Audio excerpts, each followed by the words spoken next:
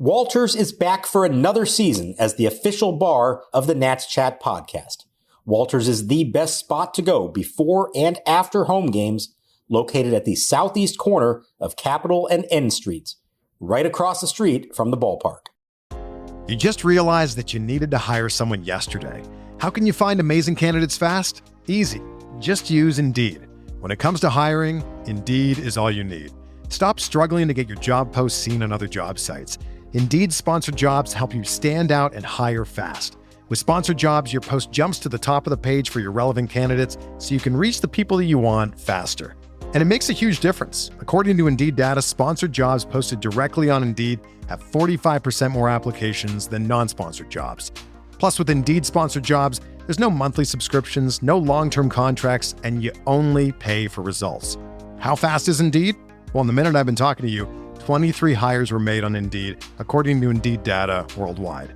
There's no need to wait any longer. Speed up your hiring right now with Indeed. And listeners of this show will get a $75 sponsored job credit to get your jobs more visibility at Indeed.com/BWN. Just go to Indeed.com/BWN right now and support our show by saying that you heard about Indeed on this podcast.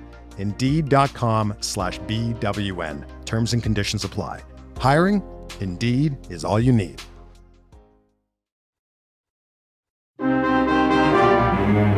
Two on and two outs. Here it is. Swinging a fly ball, well hit right center field. Way back it goes. Rojas on the go, looking up, and it is gone. It's a 3-run homer for Josh Bell. His first hit of the season brings home 3, and the Nationals lead it 3-0. Welcome back, Josh Bell. Parker starts his windup. The 0-2 pitch to Sosa. Swing and a miss. Down he goes on the breaking ball. And Mitchell Parker picks up his 5th strikeout and becomes the 2nd National starter in this series to toss 6 shutout innings against the Phillies. Right-hander sets. Kicks. Delivers. Swinging a line drive. Caught at second by Luis Garcia down to his knees. And bang! Zuma. Curly W's in the books. And welcome to Nats Chat, along with MASNsports.com Nationals insider Mark Zuckerman, who is at Nationals Park. I'm Al Galdi, host of the Al Galdi podcast. And we, for the first time in MLB's 2025 regular season, have a Nationals win to discuss. A 5-1 win over the Philadelphia Phillies at Nationals Park on Sunday afternoon to prevent a 3-game sweep as the Nats improved to 1-2 in the young regular season. No bullpen implosion, though things did get a bit too close for comfort. But starting pitcher Mitchell Parker was terrific, and the Nats offense for a second consecutive game was terrific. And you, the Nats Chat podcast listener, have been terrific. We want to share with you that the 2025 season preview installment of this podcast has registered as our most downloaded episode ever. So thank you very much for that. This podcast started in 2021, so it means a lot to achieve what we just achieved there. Please subscribe to the podcast. If you're not already doing that, please consider giving the podcast a 5-star rating on Apple Podcasts and or Spotify if you haven't yet done that. We appreciate all of the support very much. Mark, the Nats in this series, yes, did lose 2 out of 3 games, but hit 6 home runs. Very nice to see that. And very nice to see the starting pitching that the Nats got in this series. The 7-3 10-inning loss to the Phillies on Thursday. Mackenzie Gore, brilliant, 6 scoreless innings, 13 strikeouts, no walks, just 1 hit allowed, which was a single. The 11-6 loss to the Phillies on Saturday. Jake Irvin solid, 2 runs in 5 innings. And this 5-1 win over the Phillies on Sunday afternoon. Mitchell Parker, 6 1/3 scoreless innings, 5 strikeouts. As bad as the bullpen was, the starting pitching was excellent. The starting pitching was fantastic, and actually the home run power was great to see. And if I had told you coming into this opening series that the Nats starters would outpitch the Phillies starters, I think pretty clearly outpitch them, and that the Nats lineup would hit more home runs than the Phillies lineup, and you would have taken that, right? Now, you probably wouldn't have thought they'd be 1-2 at the end of all that, and there's one primary reason why that's the case. But if you could take a step back and look at what happened this weekend, there actually were more encouraging things than maybe we would have thought. And I think starting pitching's at the top of that list. You had 3 really good outings from the 3 guys they put out there. And different ways they went about it, but the end result in each case was all the same. Mitchell Parker was the last guy to make the Nats Major League regular season opening rotation. In theory, he's the number 5 starter, although he ends up starting game number 3 of the regular season. He sure did not pitch like a number 5 starter. He did not pitch like a number 3 starter in this game. He was magnificent. Again, 6 1/3 scoreless innings, 5 strikeouts, gave up 7 hits, all of which were singles. And so in baseball parlance, we say he scattered 7 singles because nothing ever really piled up to cause much damage. Issued 2 walks into wild pitch, 93 pitches, 64 strikes versus just 29 balls. Boy, did Nats starters in this series do a great job of throwing strikes. Gore in game 1, Irvin in game 2, Parker in game 3. Each guy in his game was really good at pounding the strike zone, and not so coincidentally, each guy got really good results. Yeah, and it's why Parker in particular was in a position to actually come back and pitch the 7th inning, or at least start the 7th inning, because he was at only 83 pitches through 6. And even though he had some traffic on the bases, they were earning it. There weren't really a lot of walks in there. And he was making pitches when he had to get out of jams. He strikes out Bryson Stott, get out of it in the first. He gets a big double play in the second to get out of that inning. He had 2 runners on again in the third, gets Stott again on a ground ball. So, we kind of saw from him last year that he was good for 6, even 7 innings. I think he reached the 7th inning 7 different times last year as a rookie. It might surprise some people to hear that, but he did go deep in games. And remember, he had that long stretch of giving up 3 or fewer runs to open his career. He may not be a frontline guy, but I think he has shown last year and certainly showed in this one that he's going to give you a chance. And as long as he minimizes the damage, which he did very well in this game, he's going to give you some innings and put you in a position to win. And so if that ultimately is what you get from your number 5 starter, I'm pretty optimistic about what this rotation could be. Well, he ended up being a workhorse for the Nats last regular season, 151 innings, which in today's day and age almost qualifies you as a workhorse. But remember, the 151 came off him being summoned to the majors after the regular season started. And he had his major league regular season debut last April 15th, a 6-4 win at the Los Angeles Dodgers. Incredibly became the first Nats starting pitcher to register a win in his major league regular season debut since Steven Strasburg in June 2010. So Parker has that going for him. And, you think about the state of Nats starting pitching with DJ Herz out for who knows how long, with Shinosuke Ogasawara as a big-time question mark. I don't want to say that Parker's spot in the rotation is like super safe, because I can't say that one start into a regular season, but he pitches like this, or he just pitches at like a decent level, he's going to be a part of this rotation for the duration of the season, because the starting pitching depth has taken some blows here, and Parker is demonstrating an ability to pitch well. I thought he overall did a good job last season, and he obviously did a good job on Sunday afternoon. Well, what he did last year was establish some goodwill by being that workhorse like you described, by, for the most part, not letting games get out of hand, giving his team a chance, and really looking unfazed through most of it. Remember, you mentioned that debut game. Remember, that's Jackie Robinson Day at Dodger Stadium, and the first 3 big league hitters he has to face are Mookie Betts, Shohei Ohtani, and Freddie Freeman, and he came out of that with a win. You saw right away that he's got some nerves of steel, and yes, there are some issues, certainly fielding.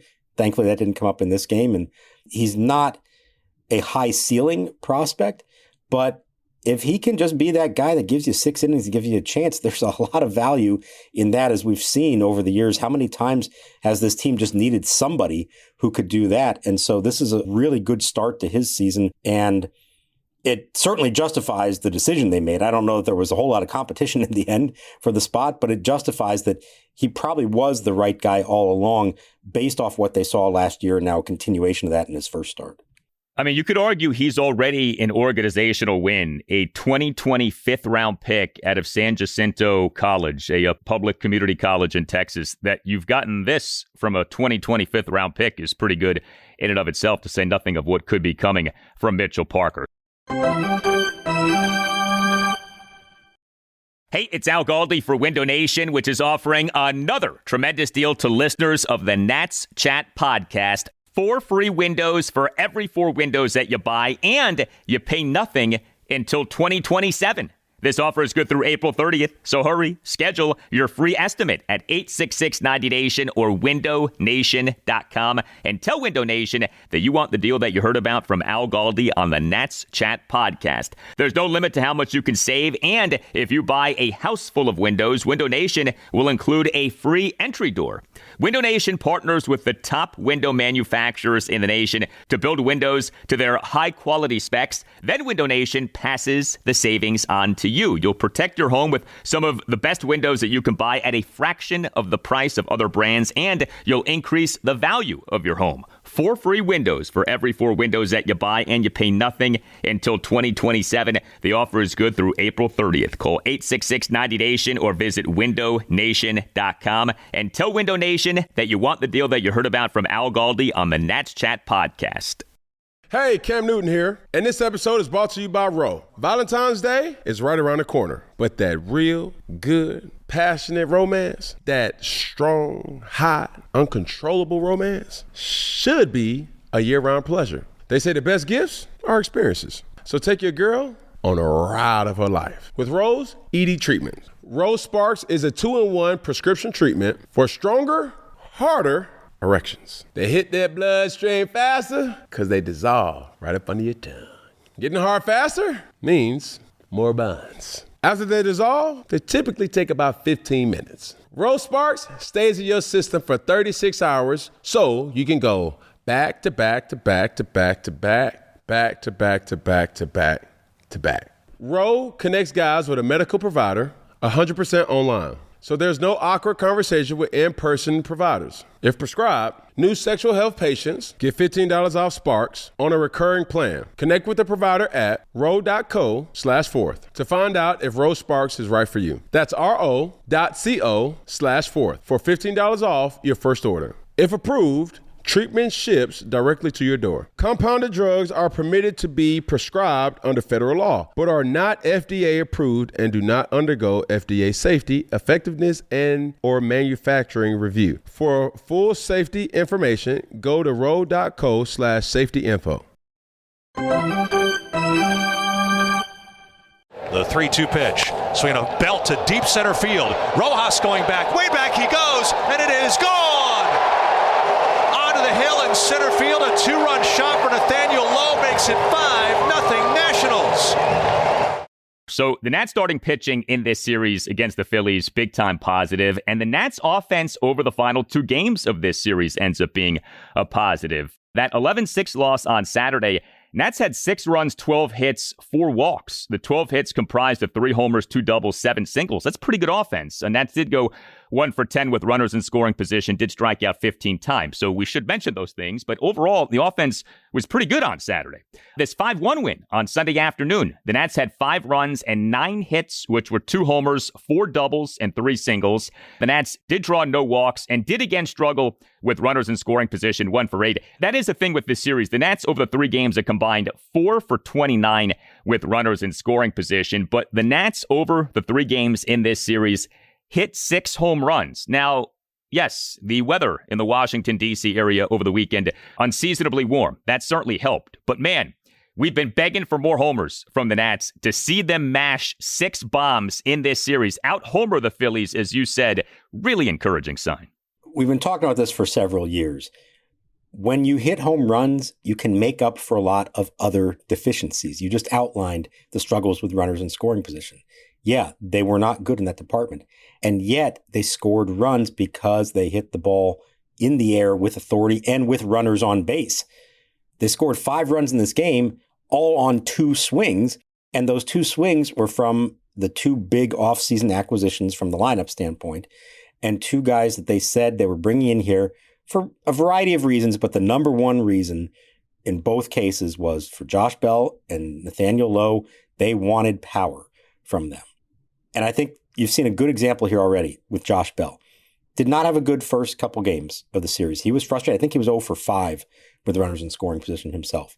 But he's been selling out in search of the home run. That's the directive to him, and he's bought into that as being important. And so you knew it was going to have to happen eventually. And when he did, it's not just that he hit it out, it's when he did. 2 runners on, give your team a 3-0 lead. And while the total numbers may not look great through the weekend, the one big hit he had was the really important one, and that's what they want to see from him. They're willing to sacrifice some of those other situations where maybe he doesn't come through in exchange for the big blast like he provided in this one. Well, it's funny. Davey Martinez for this game had Bell out of the cleanup spot. Josh Bell had batted in the number 4 spot in each of the first 2 games in this series. He was down to the number 6 spot for game 3 of this series, and it's in this game 3 that he comes through. 1 for 4, 3-run homer, did strike out twice, but that 3-run fourth with 2 outs coming through with that first pitch 3-run homer to right center field, put the Nats up 3-0. That had to feel good for Josh Bell. He gets, the first home run out of the way. Now he can hopefully catch fire. And, it's funny. You think about significant offseason position player acquisitions for the Nats. So Josh Bell comes to mind.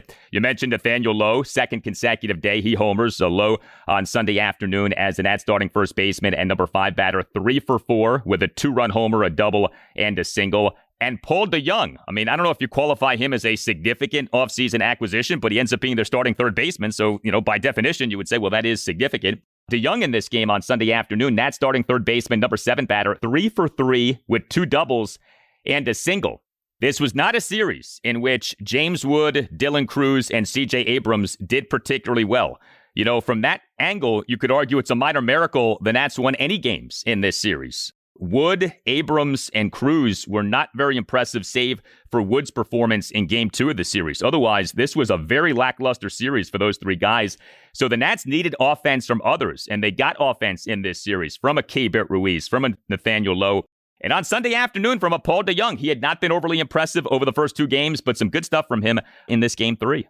Yeah, he had an ugly first couple games at the plate, at least. In the field, he's been fantastic. And they knew that's what he was going to be. And I do think ultimately his biggest contribution to this team will be defensively at third base.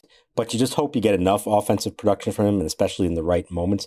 So for him to get off the schneid 3 times in this game is good for him. But what you were saying earlier about, that they did as a team produce despite very little from the big 3 young guys, it does tell me there's more depth to this lineup than we've seen before. They don't have to rely on 1 or 2 big names to carry them. You would love for it all to come together, and hopefully at some point this season it will.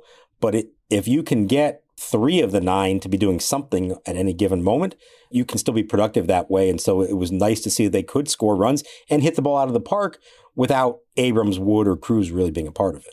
The numbers for James Wood, Dylan Cruz, and C.J. Abrams in this series, a combined 4 for 36 with a double, 3 singles, and 3 walks. Very little production, like I said, with the exception of Wood in Game 2. Wood on Saturday was good, 2 for 5 with a double and an infield single. He also had a stolen base, but he also struck out 3 times. And speaking of the strikeout, Dylan Cruz, he over the final 2 games of this series, 0 for 8 with 8 strikeouts. 3 more strikeouts for him on Sunday afternoon. Rough go of it for him, especially over the final 2 games of this series. And there was a stretch there between the 2 games of 5 consecutive strikeouts, each of them on 3 pitches.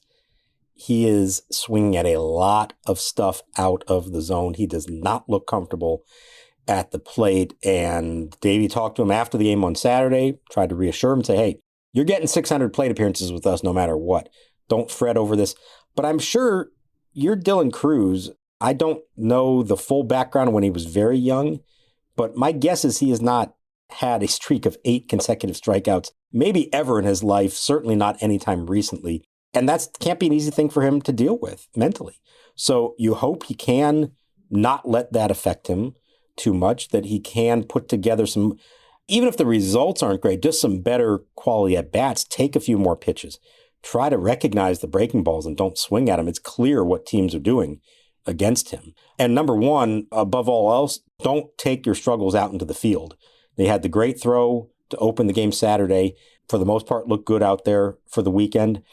There are other ways for him to help the team if he's not hitting, but this is probably the first real test of Dylan Cruz's professional baseball career. How does he handle this? They're going to give him a lot of rope. There's no immediate pressure on him. This is not going to be a Jackson Holiday situation, I don't think, where a rough opening couple of weeks in the big leagues and that's it. They send him down. I don't see that happening. I think the team's in a little different position where they can afford to let that slide. But he once again batted 8th in the lineup. So you may see more of that until he starts to do something. That's fine. And like we said on the last installment of the podcast, as much excitement as there is for Cruz, he has yet to really shine at the major league level. His numbers for last season were not good. They were not like what James Wood did. So the notion of he has to prove himself before he's the regular, say, number 2 batter, I don't think that's unfair. I am encouraged, though, by what you said, that this will not be a Jackson Holiday situation, that Davey Martinez essentially is going with a mantra of, set it and forget it. You're going to get 500, 600 plate appearances here, and I think that's the way you do it with a Dylan Cruz. He's got all the potential in the world, so you let him work his way through his struggles. And, we are only 3 games into this regular season, so I don't even know if you qualify things as struggles yet. But the last 2 games have been ugly. That is for sure. Tim Shover's here to tell you about Babbel, who is back with Nats Chat for another season. If you're like me and you want to learn how to speak Spanish, I took it in high school, forgot all of it the minute I got to college. But the last few years covering press conferences, my interest has been piqued by the questions that Davey gets asked in Spanish, and then he answers it fluently as well since he is bilingual. I'll never be as bilingual as Davey Martinez, but I would like to be better. So if you're like me, turn to Babbel. It has quick 10-minute lessons handcrafted by over 200 language experts that get you to begin speaking your new language in 3 weeks or whatever pace you choose. I think 3 weeks is a little fast, but you get the point. You get enough reps in the cage, you certainly will get better. And Babbel has a special offer for Nats Chat listeners, 60% off subscriptions. Yes, 60% off if you go to Babbel.com/NatsChat. Now let's get you that spelling. It's BABBEL.com/NatsChat. Again, BABBEL.com/NatsChat. Rules and restrictions may apply. Hey, Cam Newton here, and this episode is brought to you by Roe. Valentine's Day is right around the corner, but that real, good, passionate romance, that strong, hot, uncontrollable romance should be a year-round pleasure. They say the best gifts are experiences. So take your girl on a ride of her life with Roe's ED treatment. Rose Sparks is a 2-in-1 prescription treatment for stronger, harder erections. They hit that bloodstream faster because they dissolve right up under your tongue. Getting hard faster means more buns. After they dissolve, they typically take about 15 minutes. Rose Sparks stays in your system for 36 hours, so you can go back to back to back to back to back, back to back to back to back to back. Roe connects guys with a medical provider 100% online. So there's no awkward conversation with in-person providers. If prescribed, new sexual health patients get $15 off Sparks on a recurring plan. Connect with the provider at ro.co/fourth to find out if Rose Sparks is right for you. That's ro.co/fourth for $15 off your first order. If approved, treatment ships directly to your door. Compounded drugs are permitted to be prescribed under federal law, but are not FDA approved and do not undergo FDA safety, effectiveness, and/or manufacturing review. For full safety information, go to ro.co/safety-info.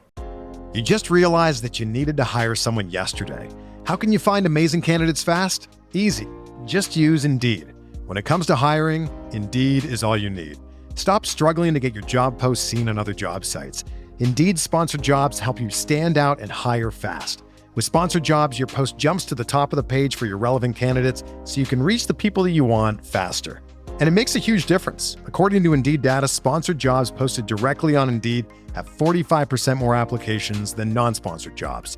Plus, with Indeed sponsored jobs, there's no monthly subscriptions, no long-term contracts, and you only pay for results. How fast is Indeed? Well, in the minute I've been talking to you, 23 hires were made on Indeed, according to Indeed data worldwide. There's no need to wait any longer. Speed up your hiring right now with Indeed. And listeners of this show will get a $75 sponsored job credit to get your jobs more visibility at Indeed.com/BWN. Just go to Indeed.com/BWN right now and support our show by saying that you heard about Indeed on this podcast. Indeed.com/BWN. Terms and conditions apply. Hiring? Indeed is all you need.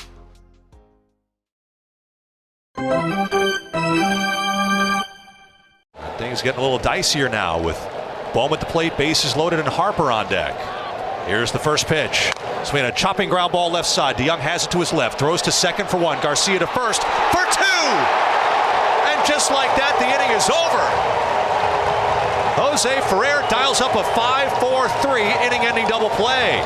So the Nats get the win. They end up getting, it's funny, 7 of the 9 hits come from Lowe, Bell, and DeJong. So the newcomers end up contributing. Keibert Ruiz did have another hit in this game. So good to see him cap what was a terrific series with him, of course, homering over the first 2 games of this series. Ruiz in this game as a Nats cleanup batter, 1 for 3 with a single and a hit by pitch. You said that you thought Ruiz might get that number 4 spot on Sunday afternoon. Sure enough, he did, and he ended up being the Nats starting catcher in all 3 games in this series. I texted this to you earlier on Sunday. I thought it might be the case that Keibert Ruiz was the DH on Sunday, but he started at catcher, and he ended up producing again, and the DH for the game, Josh Bell, ended up producing in the game. Yeah, when I suggested that, I was interested to see would he maybe hit cleanup, had no inside knowledge. I didn't know that was coming. I was a little surprised, maybe, in some ways patted myself on the back when I saw it. And I texted you and Tim to let you know about it. I don't love that idea because the whole thing with Keibert was that they put a lot on his shoulders the last few years when they didn't have other options in the middle of the lineup. And maybe it was too much for him to deal with for a guy who's not supposed to be a middle of the order bat. But there's no denying the hot start that he got off to. And because of the struggles of the others, Davey said, hey, let's give it a shot. Let's put him up there. He did bench him for the final 2 innings on Saturday with the idea being he was going to start again Sunday. Let's get him off his feet at least a little bit. My hunch is that he's going to probably start again Monday in Toronto, maybe Tuesday off, either Tuesday or Wednesday. I think Riley Adams will get the start. But I don't think a lot is changing in terms of their plan for how much they want Keibert Ruiz to play. You can like that or not like it, think it's the right move or not. I do think he is, for a variety of reasons, not just the number 1 catcher, but close to the everyday catcher on this team. Yeah, I mean, they know more than we know. I just wonder with how grueling that position is less more with Keibert Ruiz. And I guess they don't think that that's the case. We'll see. I mean, it's funny to me with Riley Adams, especially because we for years have been hearing about, we like Riley Adams. We want to see more of Riley Adams, but we never do see more of Riley Adams. So I think the die is pretty well cast in terms of what they think of him. He's a number 2 catcher, and it's like a distant number 2. So if he ends up starting, I don't know, once a week, that's probably about as aggressive as things will get. The Nats' schedule shapes up as follows. So next up is this 3-game series at Toronto, Monday night, Tuesday night, Wednesday afternoon, off day Thursday. The Nats do have a nice schedule to begin things here, and that, you have some regularity in terms of off day this coming Thursday, off day then the following Thursday. So you can maybe establish a bit of a routine. We hope that the bullpen struggling is not a routine, but the truth is the bullpen on Sunday afternoon, again, was not particularly good. Now, this was not the debacle that we had on Saturday, nor was this the debacle that we had on Thursday. But 4 Nats relievers in this 5-1 win combined to allow 1 run in 2 2/3 innings. Jose A. Ferrer came into the game top of the 7th, runners on first and second, 1 out. Nats up 5-0. He, to the first batter he faced, issued a 1-out hit by pitch of Kyle Schwarber to load the bases. You had to say to yourself, if you're a Nats fan, here we go again. But Ferrer then induced a first pitch 5-4-3 double play off the bat of Alec Boehm. We then saw the Nats' regular season debut of Jorge Lopez, and he looked good. He tossed a perfect top of the 8th, so that was encouraging. Then came Brad Lord, a man who has gotten a lot of attention in recent days. By now, you're likely familiar with the Brad Lord story. In case you're not, 18th round selection in the 2022 MLB draft out of the University of South Florida. He this past offseason worked at Home Depot, made the Nats out of spring training. He in this game, though, did not do well. He officially allowed 1 run without recording it out. Top of the 9th, faced 3 batters, got no outs, gave up a leadoff single, then issued back-to-back walks. And so Kyle Finnegan gets called into this game in a tough spot. Top of the 9th, bases loaded, no outs. Nats are up 5-0, but you know that can evaporate quickly. But Finnegan got the job done. Faced 3 batters, got 3 outs, and on just 5 pitches. So whatever angst you were experiencing in that 9th inning, it was gone quickly. Kyle Finnegan came in and in 5 pitches put out the fire. Really good job by him. Yeah, and that's why I actually don't consider this a bad game for the bullpen. Obviously, Lord was rough, especially for a major league debut, but I liked what Ferrer did. I know he hit Schwarber with the pitch, but he shook that off pretty easily and got a huge double play. So that was good. Lopez being so efficient, I think it was 5 pitches for him in the 8th inning. And Finnegan, you couldn't do it much better than he did in the situation that he got thrown into. And Lord comes in to start the 9th, and I'm thinking to myself, okay, I get it. It's a 5-run lead. You'd rather not have to burn up your closer, especially when you play tomorrow. And you would hope that a kid could handle a 5-run lead without too much trouble. The problem is it's right in that gray area where you get a couple guys on base and you have no choice but to start warming your closer up. And sure enough, about a batter and a half into that inning, I looked out in the bullpen and there's Kyle Finnegan loosening up. So we talked on Saturday about Lord warming up twice and not coming into the game and how Davey kind of botched that. And I think here's the domino effect of that. He really wanted to get him into this game no matter what. I'm not sure, even with a 5-run lead, I'm not sure putting him out there for his major league debut in the 9th inning, you're essentially saying, hey, go close out this game for us, kid. The guy's been a starter his whole minor league career, not a reliever. I would have much rather seen him get his feet wet in the blowout game on Saturday. And even up 5, I think I might have just gone to Finnegan immediately to begin the 9th and just say, hey, we don't want to take any chances with this. Let's close this out. Make sure we get one win, get on the plane to Toronto. The best part of this is that Finnegan only threw the 5 pitches, as you said, so that should not affect his availability on Monday. But I just feel like it didn't have to come to that. They could have handled this whole situation better. I'm never in love with a manager saying, I really wanted to get reliever X into the game.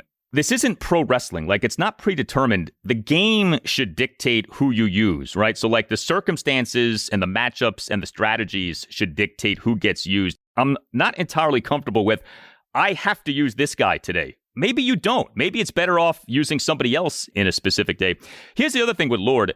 Given the DJ Hurst situation, given the uncertainty with Ogasawara, if there is concern with the starting pitching depth, do you think it's possible they would send Lord to the minors to have him start games and to really try to cultivate him as a starter as opposed to this alternative plan that they're in the midst of, which is develop him as a starter while using him as a reliever at the major league level? So when the Hurst injury was revealed, and this is before they had set the opening day roster, I did think to myself, this could hurt Brad Lord's chances of making the team because maybe they'd say, hey, you're next man up. If we need a starter, let's go ahead and get you down to AAA and let you build yourself up that way. Now, they decided to keep him in the bullpen. I'm still told that he would be a starting option for them if something comes up, but probably not the first guy now. You would need somebody who's built up a little more, somebody who can be on schedule, and it would make sense. Now, maybe they have an emergency situation. He could start a game and be used, more like a 3 or 4 inning guy and then kind of pitch a bullpen game. But if they know they're going to need him longer term, I think they would send him down and start to build him back up again as a starter at AAA. But for now, they like what he could be out of the bullpen. And I don't want to judge too much on this game. It's your major league debut. It's a tough team you're facing. And I know it's a 5-run game, but again, it's the 9th inning. Like, it's a big crowd on hand. There's got to be more butterflies than pitching the 8th inning down 6 runs or whatever they were on Saturday. So I would have liked a softer launch for him, but he got it out of the way. Hopefully we see him again here soon within a few days, and he's able to make the most of that and show us what he can actually do. But the other thing is, if you're trying to develop him into a starting pitcher, he's not necessarily on a regular work schedule as a reliever, right? Like, you don't know when he might next pitch, and you don't know for how long, right? That's going to depend on how he does. So doesn't it become tricky to develop a guy as a starter when you're using him as a reliever at the major league level? It does, and this is why organizationally this is not something they have really ever done. But there are teams that will do this and have a good track record of it. Ideally, he's viewed as more of a long man who pitches once every 4 days and usually more than 1 inning at a time. We'll have to see how that all plays out. Sadly, 3 games in, they're already kind of in scramble mode because of how the bullpen performed, where they may be saying, hey, if this guy's one of our best 4 options, we may have to use him as more of a traditional reliever than that. So I think they're still feeling their way through this and trying to figure out how does he fit in and what is the makeup of the whole bullpen going to be and who are we going to trust in what kind of situations. Yeah, Davey Martinez ended up using at least 4 relievers in each of these 3 games. against the Phillies. So next up for the Nats is the 3-game series at the Toronto Blue Jays. Game 1, Monday night, 7:07, Michael Soroka will be the Nats starting pitcher. Game 2, Tuesday night, 7:07, Trevor Williams will be the Nats starting pitcher. Game 3, Wednesday afternoon, 3:07, Mackenzie Gore will be the Nats starting pitcher. As we have discussed with Soroka, perhaps the number one wild card on the Nats, pitcher or position player for this season. You know, you can certainly find reason to be bearish, but the fact that the Nats gave him a 1-year, $9 million contract, the fact that it was considered basically a given that he would make the regular season opening rotation speaks to the team having confidence in him and seeing something in him that the team really likes. So I'm interested to see how he does. This will be a good test. Toronto can hit. Yeah, we should all be very interested to see how this goes. Pitching in his home country. He is Canadian from the other side of the country in Calgary, but I'm sure it means a lot to him to be pitching there. And had a good spring until the end, in which case he started to not look so great and struggled there towards the end of March. So there's that little bit of a question mark going into it of which version of him are you going to get? They really believe in him as a starter. Remember, he struggled with the White Sox and got moved to their bullpen second half of the season, where he performed better. And other teams looked at him this winter as a reliever. The Nats said, no, we still believe in you as a starter, that what we saw from you, the changes you made in the bullpen and the success you had were not a reflection of pitching in relief. It just happened that you were pitching in relief. So now we're about to find out, was the $9 million gamble worth it or not? You're not going to judge it after one start, but as you said, they pretty much handed this to him from the get-go. It's now up to him to prove them right and show that he did deserve to be in the rotation and as a, technically their number 3 starter, if you want to go by it that way. And in an offseason in which the Nats did not spend much, that they gave him a 1-year, $9 million contract does stand out. Like, they give him a decent money contract given where the Nats were as spenders this past offseason. You tell us what you think. Hit us up on X at Nats_chat. You can hit us up on Blue Sky at Nats Chat Podcast. You can email the show natschatpodcast@gmail.com, including if you would like to sponsor the program. We'd love to have you on board. Hit up Tim Shovers. Hear about what we can do for you. Again, that email address, natschatpodcast@gmail.com. All Nationals radio highlights on Nats Chat are courtesy of 106.7 The Fan. For Mark Zuckerman, I'm Al Galdi. We thank you for listening, and we'll talk to you next time on the Nats Chat Podcast. And bang! Zoom, a curly W's in the books. A soft liner to the second baseman off the bat of Bohm, and Finnegan comes in and throws 5 pitches to put out the fire here in the 9th inning. Coming in with bases loaded, nobody out, 1 run scores, but the Nationals get their first win of the season.